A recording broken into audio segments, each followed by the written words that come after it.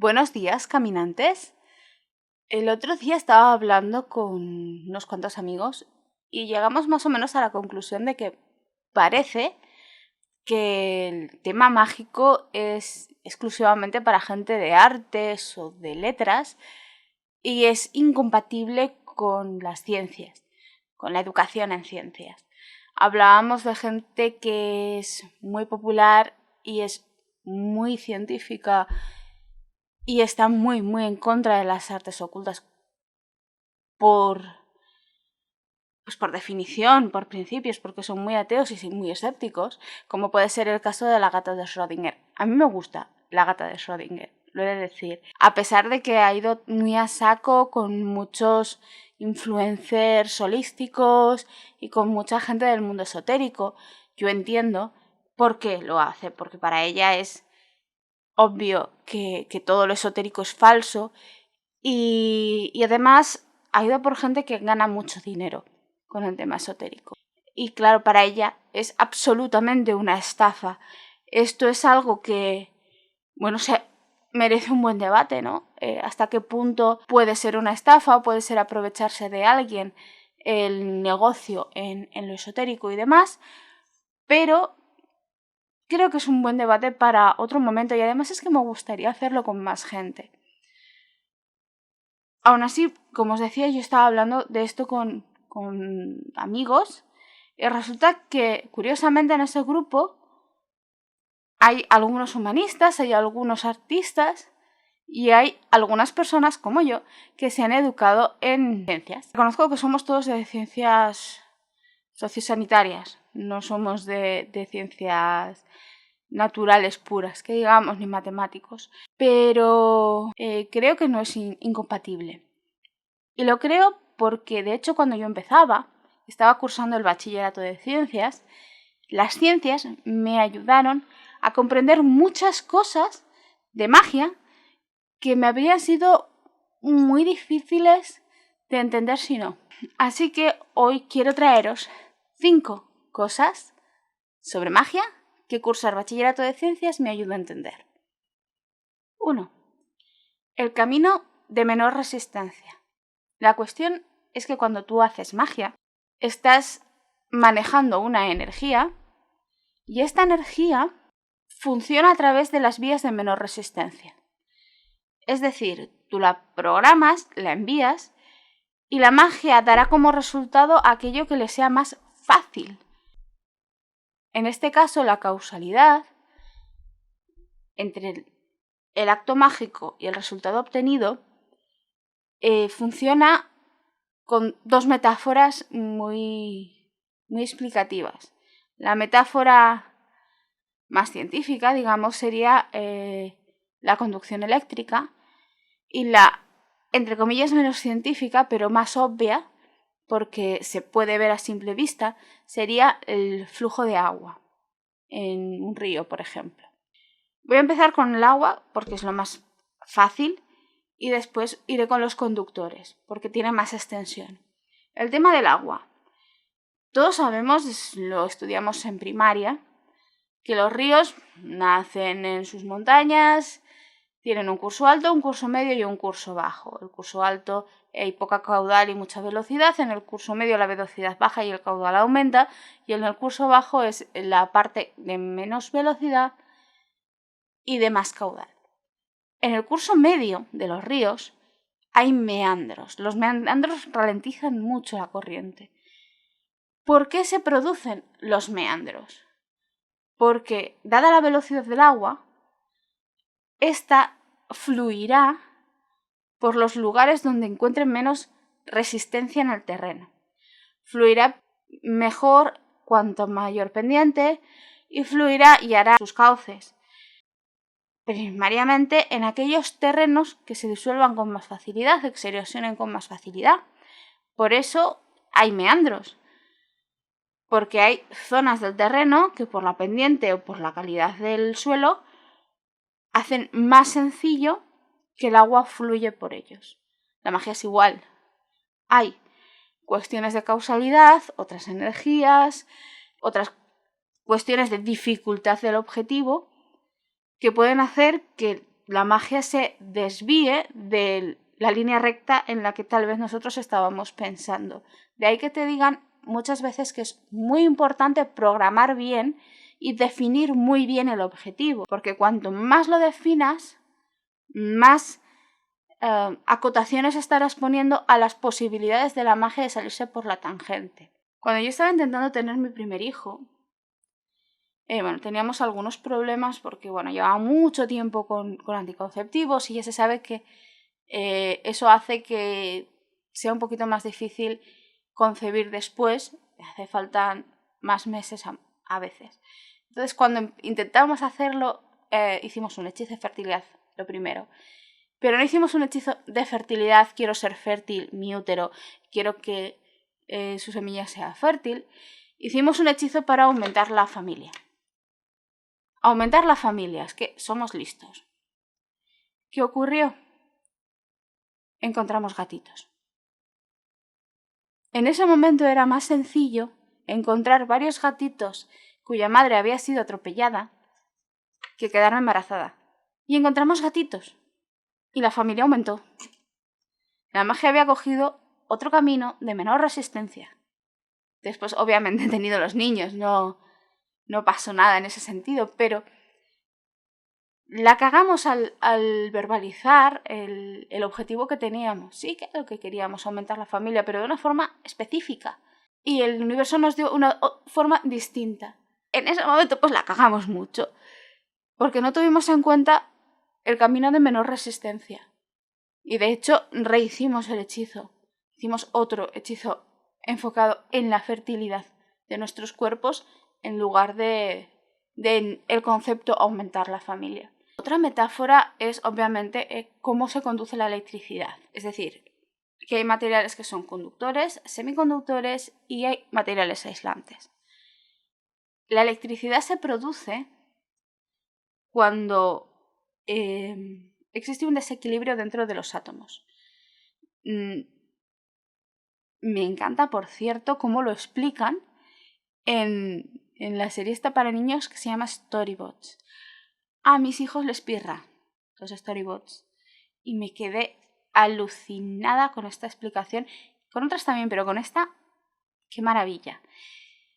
Los átomos, como sabréis, están compuestos de 3 elementos, que son los protones, los neutrones y los electrones. Protones y neutrones tienen masa, el electrón no.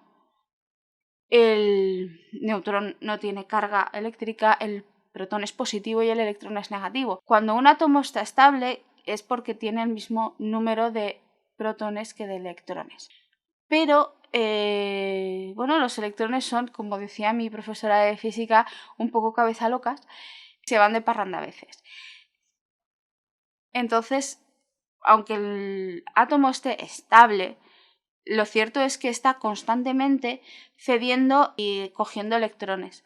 La corriente eléctrica se produce así, es ese baile de electrones que van y vienen. Cuanto más estable es una molécula, son las moléculas más grandes, con enlaces más fuertes, menos dan a ceder y recoger electrones. Y hay materiales que son más dados a acceder y recoger electrones según el estado físico en el que estén, según la temperatura, etc. Cuanto más dado es acceder y recoger electrones un material, más conductor es. Imagina que tú eres la fuente de energía que da el impulso al primer electrón. Y tienes toda una línea, que sería un cable eléctrico, por ejemplo, de un material conductor, en este caso, digamos que sería el éter, aunque a mí ese concepto de éter tampoco me termina de llamar mucho, en el que esa energía que tú has puesto van navegando hasta tu objetivo. Y cuanta más energía pongas, más energía ese material te estará comunicando. Como ya he dicho, algunos de los materiales más conductores son los metales, como el cobre o el bronce. Y algunos de los más aislantes son la goma, el plástico, el vidrio. La madera es bastante aislante. Entonces, pensaros en todas esas varitas que se hacen con un núcleo metálico y un aislante alrededor. ¿Qué estás haciendo? Ayudar a enfocar la energía. ¿Por qué muchas varitas tienen un cuarzo en la punta? Porque ayuda a enfocar la energía. El cuarzo blanco, es súper especial porque es un mineral piezoeléctrico. O sea, a presión el cuarzo puede producir electricidad. En el caso de una corriente eléctrica, por ejemplo en el caso de un rayo, todos sabemos que el rayo va a ir a lugares altos y metálicos. Por eso es de estúpido salir corriendo bajo una tormenta con una escopeta y refugiarse bajo un árbol con una escopeta, como mi tío abuelo, que sí, le cayó un rayo. No sé por qué, castigo divino. Y todos sabemos que si no hay un contacto con tierra, aunque te caiga un rayo, estarás aislado y la electricidad no pasará a tierra. Por tanto, es buena idea que tus suelas sean de goma. Todos sabemos esto de la electricidad, lo sabemos también que ponemos pararrayos en los edificios, porque así los rayos irán preferiblemente al pararrayos. Y cuando no va al pararrayos es que ha ido a otra cuestión igual de metálica, como por ejemplo una bicicleta atada con una cadena metálica a un balcón metálico. Igual que la electricidad, la magia irá allí donde más facilidad tenga para transmitirse. El camino de menor resistencia. Allí por donde el material, el objetivo, sea más conductor. Obviamente con sus cosas, ¿no? Tú estás programando una energía específicamente para un objetivo específico y cuanto más específico seas, esa energía será aún más específica. Porque no estamos hablando solo de electricidad, estamos hablando de algo más complejo. Pero básicamente viene a ser lo mismo. De ahí también vienen muchas tradiciones de cómo tienen que ser algunos objetos mágicos, ¿vale? Porque son cosas que conducen o que aíslan, tal y como el magus está queriendo que la cosa aísle o conduzca o lo que sea. 2. Todo está relacionado. A mí esto del todo está relacionado me parece muy guay, pero nunca lo había entendido bien. No lo había entendido bien porque, vale, es muy grande, es algo muy muy grande, como que todo está relacionado. Era algo que me gustaba pensar que entendía, pero que no terminaba de asimilar, hasta que llegué a las asignaturas de ciencias de la Tierra y empecé a estudiar dinámicas atmosféricas y marinas. Todos sabemos que tenemos un planeta redondito, excepto los terraplanistas, para el cual es un planeta planito. No voy a meterme ahí. Este planeta tiene un montón de agua. Este planeta gira sobre sí mismo, está bajo el influjo de la gravedad lunar, que hace que sus masas de agua se muevan, y además está bajo el influjo de la adición energética que produce el Sol. El agua de la Tierra no está estable, es una de las características principales del agua como elemento, que no es estable. El agua fluye, va y viene, se evapora, cambia de estado, genera el ciclo del agua y el ciclo del agua en sí ya da unas adiciones que hacen variar la atmósfera. Cuando el agua se evapora por el calor, la atmósfera también toma otra densidad, hay corrientes de aire que se elevan y se produce toda una serie de corrientes de dinámicas atmosféricas y presiones y vientos que después dan lugar a precipitaciones en otros lugares. La dinámica de la atmósfera al completo está muy influida por el hecho del giro de la Tierra, muy influida por las temperaturas, las cuales están muy influidas también por las temperaturas marinas y las corrientes marinas también están influidas por las corrientes aéreas y al final el sistema completo de de fenómenos atmosféricos y marinos, son un todo. Y tienes la presión, el viento, la humedad, el clima, todo ello relacionado con la luna, con el sol, con las mareas. Los ecosistemas terrestres dependen del clima, que depende de los vientos, que depende de las dinámicas de los vientos, que están codependientes con las dinámicas marinas. Los ecosistemas marinos dependen de la rotación y traslación de la Tierra. Todo está relacionado. Y de hecho los ecosistemas no se pueden acotar excepto para su estudio. En este gran planeta todo está relacionado. Pero es que a un nivel mayor, en este universo, todo está relacionado. Porque ya he hablado de la gravedad. La gravedad lunar afecta a nuestras masas de agua. La luna está afectada por la gravedad de todo el sistema solar y el sistema solar por la de todo el resto de la galaxia. Siempre hay fuerzas que van más allá, siempre hay fuerzas que se relacionan entre sí, cosas que en principio parecen muy normales y muy estables y que no son una influencia o si lo es una influencia muy pequeña y por tanto pues podría ser obviada, como por ejemplo pues, el movimiento de rotación y traslación de la Tierra, pues no puede ser obviado.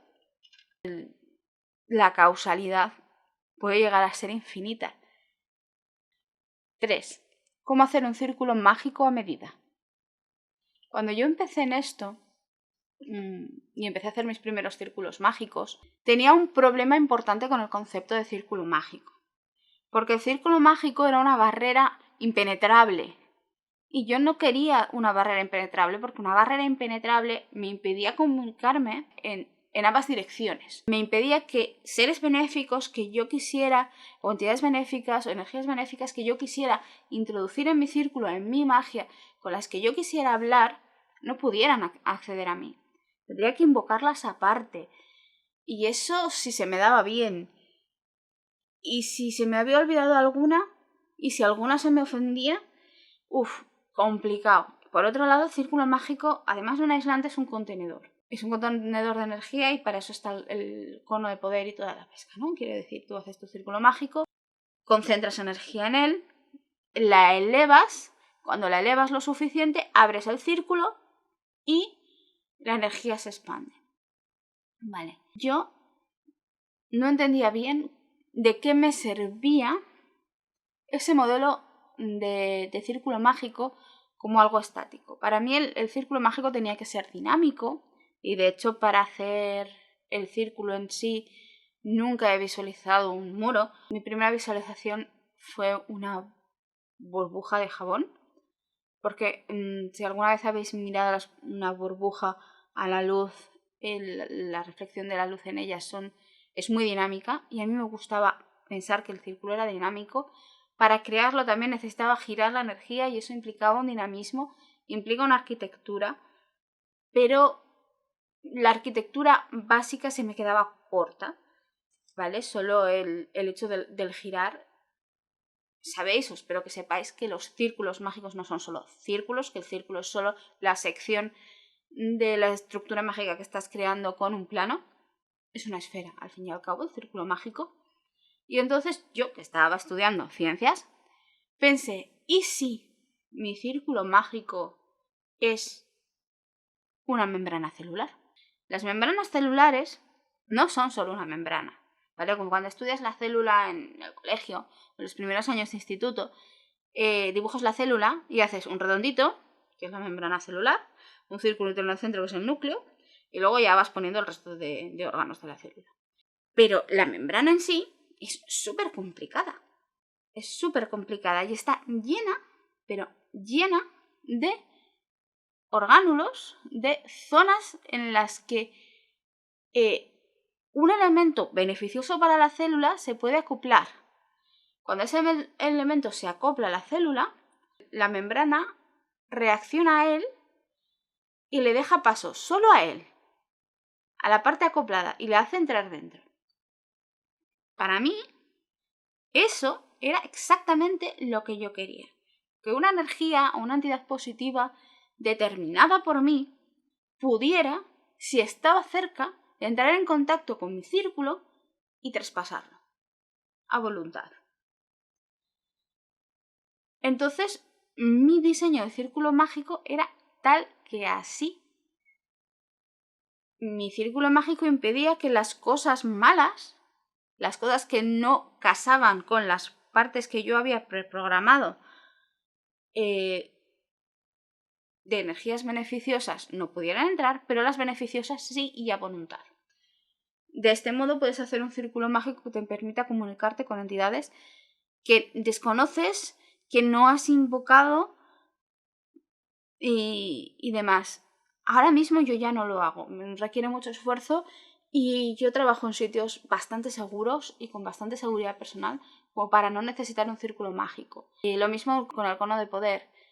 Es decir, el cono de poder, tal y como se conoce, es una estructura muy física y para mí era la apoptosis de la célula, como cuando estalla cuando tiene un virus, ¿vale? Digamos que mi magia era el virus de mi célula. Yo la había traído y yo rompía la célula por arriba para que mi magia se expandiera al universo. Lo mismo que se rompen las células para que los clones de los virus se expandan. Llegar a toda esta idea del círculo como una membrana celular me costó mucho. Fue toda una cuestión de frustración personal, porque yo no entendía la brujería de la manera en la que parecían entenderla la gente que me explicaba cómo tenía que generar un círculo mágico.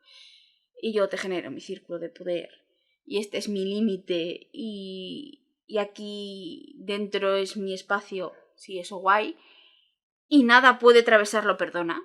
No, yo no quiero que nada lo atraviese, quiere decir, si en algún momento quiero hacer un muro y que nada lo atraviese, ya lo haré. Pero aún así es complicado, porque dentro también necesitas alimentarte y porque todo está relacionado. Entonces, las células vivas necesitan alimentación, necesitan proteínas, necesitan agua, necesitan azúcares, y tú dentro de tu círculo mágico para crear una obra de magia necesitas elementos y no siempre los traes contigo. Aquí tienes que entrar ya en la discusión de dónde proviene el poder mágico y demás. Otro podcast, ¿vale? Si os apetece, me lo decís. Pero hay muchas veces, y la mayor parte de brujos que conozco, no tienen consigo todos los elementos de poder que van a necesitar para construir. Sobre todo porque muchos de ellos hacen magia elemental. La magia elemental requiere de contacto con los elementos. La vida. 4. Hacer magia es como introducir cambios en un ecosistema cerrado. Cuando se ha hablado del todo está relacionado, os he dicho que no existen los ecosistemas cerrados. Los ecosistemas cerrados solo existen para el estudio. Es decir, hay más cosas de las que tú puedes controlar como ser humano dentro de un ecosistema. Entonces tú acotas el ecosistema del Serengeti va de aquí, del Serengeti. Pero en realidad el Serengeti pues está influido por el mar de alrededor, por muchas otras cosas. Cuando haces magia, tú acotas desde ti hasta tu objetivo. Y por los lados, las cosas que son viables o deseables para ti. Y dejas fuera todo lo que no es tu objetivo y todo lo que no está cerca de tu objetivo. Digamos que haces una selección, ¿vale? Un conjunto, como un conjunto matemático, ¿vale? De posibilidades. En la cual el centro y el objetivo es tu objetivo, ¿no? Pero tienes el círculo de posibilidades, tienes ese entorno de cosas que van a tu objetivo, que van a hacer que tu objetivo sea posible, que van a hacer que tu magia sea posible. Y necesitas introducir una energía programada, una energía específica, para que todo lo que hay alrededor de tu objetivo funcione de tal manera que se cumpla tu objetivo. Es igual a un estudio de un ecosistema, ¿vale? Tú coges un ecosistema que ya lo conoces y entonces introduces una variable. Por ejemplo, una nueva especie. Bueno, la has cagado, a empezar. Porque una nueva especie es una cosa muy chunga en un ecosistema, ¿no? O la especie muere enseguida o la especie es una especie invasora y empiezas a tener problemas con las especies autóctonas. Tú coges el ecosistema del delta del Ebro e introduces una nueva especie. Véase el caracol manzana. El caracol manzana de repente empieza a expandirse y en los últimos 10 años se convierte en la plaga del copón. Eso es introducir un cambio en un ecosistema. El ecosistema en este momento pues peligra porque tienes una plaga importante dentro del ecosistema y lo ha desequilibrado y en este caso lo ha desequilibrado para mal. Pero podrías tener un ecosistema degradado y decidir que vas a hacer un trabajo de recuperación. Y empiezas a introducir, poco a poco, especies autóctonas, empiezas a controlar las poblaciones de sus depredadores naturales, reintroducir los depredadores necesarios también, controlar los posibles vertidos. Y entonces ahí estás generando un cambio positivo en ese ecosistema. La recuperación total de un ecosistema degradado tarda siglos, ¿vale? Es mucho más fácil romper las cosas que arreglarlas. Pero a un nivel mágico estás haciendo lo mismo. Introduciendo algo, que es la energía que vas a poner en el hechizo o en la consecución de tu objetivo, dentro de un sistema que tú haces cerrado, aunque pueden pasar cosas porque todo está relacionado, para conseguir tu objetivo, que es un cambio positivo en ese sistema, es decir, la consecución de lo que tú querías conseguir. Que es básicamente lo mismo que tienes que hacer si tienes un ecosistema cerrado y, por ejemplo, quieres recuperar algo en ese ecosistema. Por ejemplo, tienes que introducir población de lobos para recuperar el equilibrio de la población de conejos, lo cual hará que las plantas autóctonas tengan más extensión y más vitalidad. Por ejemplo, 5. El caos no existe. El funcionamiento de la entropía. Normalmente cuando la gente habla de entropía, habla de caos. Es decir, esta entidad es un ser muy entrópico. Quiere decir que es un ser del caos y tal. Caos entendido como fuerza, no es esencialmente negativa porque es una cuestión valorativa, sino como fuerza de disrupción y de falta de orden. El concepto de entropía probablemente es el más filosófico de todos los conceptos físicos que conozco. La termodinámica nos dice que la energía ni se crea ni se destruye, y aquel de los sentidos en los que puede evolucionar un sistema, aquel que evoluciona de verdad, aquel que es espontáneo, corresponde al estado de un universo con igual o mayor entropía. La entropía siempre es creciente. ¿Eso quiere decir que el desorden siempre es creciente? No, no es cierto. Hay momentos en los que la entropía es exclusivamente ordenada. La entropía en física es la magnitud que mide el número de microestados de un sistema termodinámico en equilibrio, compatibles con el macroestado. De hecho, la entropía lo que marca es lo irreversible en un sistema cerrado que ya hemos visto que en verdad no existe. Quiero decir, el sistema cerrado es solo una función humana que hemos tomado porque no podemos analizar algo tan completo y complejo como la totalidad del universo. Entonces tomamos sistemas cerrados para poder entender el universo a partir de sus partes. La entropía describe lo irreversible en los sistemas termodinámicos. ¿Qué significa esto de la irreversibilidad? Quiere decir que a pesar de que algunas cuestiones físicas se pudieran dar porque respetan la segunda ley de la termodinámica y por tanto mantienen la misma energía. Por ejemplo, ¿por qué un hielo se funde espontáneamente, pero no puede espontáneamente, si tú no le pones frío, desfundirse, o sea, solidificarse de nuevo? ¿Por qué esto no va a ocurrir, aunque en ese sistema cerrado la energía se mantenga igual? La explicación es la entropía. Hay cosas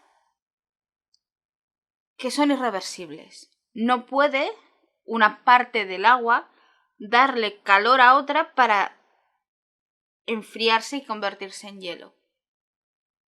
Es una cuestión de equilibrio térmico, es decir, en ese sentido, la entropía lo que te está midiendo es el equilibrio, la igualdad, la homogeneidad. Estadísticamente, la entropía refleja un equilibrio. La entropía no es una medida del caos, sino una medida de la probabilidad. La estadística lo único que te hace es mirar cuántas maneras hay de que se pueda dar un estado concreto y decirte que la más probable, que es la que seguramente existirá, es la que más configuraciones posibles tiene. Entonces, la entropía lo que te está diciendo es que básicamente hay una verdad, una ordenación explícita que es la más probable. No es que las demás sean imposibles, simplemente son muy, muy, muy, muy poco probables y por tanto no se van a dar. Es decir, la entropía te da un orden y de hecho lo que te dice es cuanto más opciones haya, cuanta más variabilidad haya en el sistema físico, por ejemplo, si estás hablando de gases con miles de millones de partículas, será más probable, más fácil que el sistema con más variabilidades se dé, porque la distribución estadística se hace con más picuda, digamos, más probable. Por tanto, en verdad, una entidad entrópica no te está diciendo esto es caos, no, te está dando probabilidades. Y cuando tú añades algo a un sistema, esta entropía lo que hace es cambiar. Si tú estás adicionando energía, estás, por ejemplo, metiendo calor a un sistema gaseoso, la velocidad de los átomos subirá y por tanto también subirá en el periodo de tiempo estudiado los choques y las posibilidades de distribución de un cierto átomo, de un cierto evento. Con lo cual, al añadir energía a un sistema, la entropía te está diciendo que tus probabilidades son mayores de un lado o de otro. Me gustaría añadir en el plano de las letras esta vez que la palabra entropía es una palabra que procede del griego y que en principio significa transformación o evolución. En otras palabras, el orden es algo estable, la entropía es algo dinámico. Estas son las 5 cosas que estudiar ciencias me ha ayudado a entender de la magia, de cómo funciona la magia en los sistemas mágicos. Algunas se solapan, son capas de entendimiento sobre más o menos los mismos conceptos, pero a mí siempre me fueron útiles. No sé si a vosotros os lo serán. Lo que quiero decir y dejar claro es que estudiar ciencia no es incompatible con estudiar magia. Y de hecho, mi tesis es que un estudio de la ciencia puede ayudarnos mucho a entender la magia y a entendernos a nosotros mismos.